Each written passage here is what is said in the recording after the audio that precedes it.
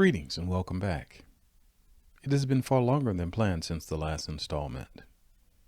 At that time, I was about a month away from my 2016 launch. So much has happened since that time, not including the launch, and I have captured only a small part of that, and that only by way of pictures. So, no new video in this installment, but I will show you what I have been able to capture. In the last installment, I had ventured into replacing the prop shaft bearing, also known as the cutlass bearing. I was initially going to order a replacement bearing at an all-in cost over $100, including shipping, from Sweden. But after some research and working up some nerve, I decided to order the liner material and then shape and install the liner in the housing. That went right the first time, surprisingly. So now it was time to install it. The installation went as expected, which meant a bit of work.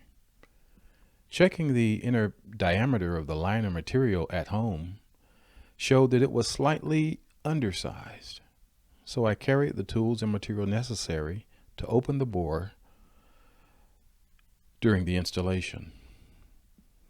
The first fit was very tight, so I adjusted the bore diameter and we were all set to go. The prop shaft bearing, the bearing holder, the prop, and the anode were reattached. I did not yet have the large diameter stainless steel safety wire to secure the prop shaft bearing holder bolts and the large cotter pin to resecure the prop. So I wrapped it all up in red warning tape, lest I forget, and launch this way. I had to order the safety wire and cotter pins, as despite having two sizes of safety wire and many sizes of cotter pins, none of them were appropriate. So, in the meantime, I started preparing the teak cockpit grates for the season by applying teak oil. I do more than oil the teak, as I also apply a teak sealer for increased durability. With it cold outside, I oil the grates in the basement, as the oil is not excessively fragrant. The teak sealer, on the other hand, is several times more odorific, so that would have to wait for some better weather. A week later, I was back at the boat with the safety wire and the cotter pins, and got the installation wrapped up. This part of the installation was very easy and straightforward, as I was familiar with these operations in my aircraft maintenance work. There I was, 2 weeks to launch. Then, snow. This shut me down. The snow melted away in a few days, but the temps stayed low, and many of the tasks on the things to do list were dependent on warmer temperatures. Even now, 3 weeks later, the temps are low. Or it is wet, so delays continue. The canvas set has been washed, but waits for a 70-degree sunny day to apply the waterproofer in conditions that conform to the specs for a lasting treatment. The winter cover has been removed from the boat. Also, regretfully, as the spring fallout from the trees where the boat sits on the hard has corrupted my initial cleaning. Due to the cold and the rain, I have not started on the teak that remains on the boat. But I did have one beautiful day where I was able to apply the sealant to the cockpit grates outside, and I am happy about that, as the sealant odor filled the garage for weeks, even after hours of drying outside. The weather delay has given me some time to think about what will happen this summer. I had previously mentioned the desire to build more knowledge and experience with longer and longer multi-day adventures on Lake Erie.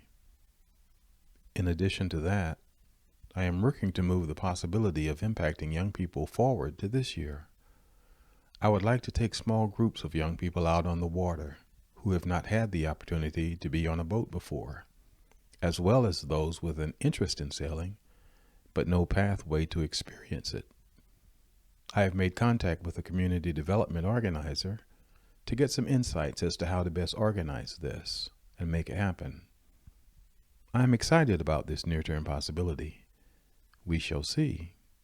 And hopefully, you will see glimpses of some of these trips in the not-too-distant future. I forgot to mention that the engine has now been run with the freshwater cooling system, and so far, all of the bits and pieces seem to be working together fine. At this point, the engine has something near 30 minutes of runtime in this mode, but this is on the cradle.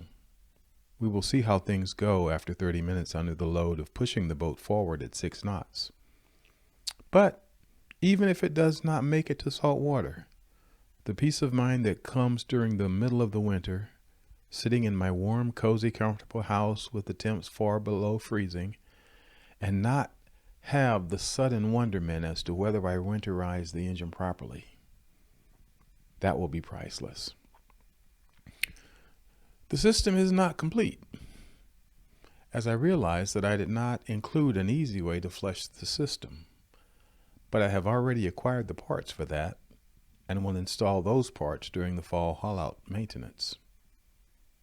That's it for now. In the next video, Sakina will hopefully be floating as I complete some final maintenance work and an update or two.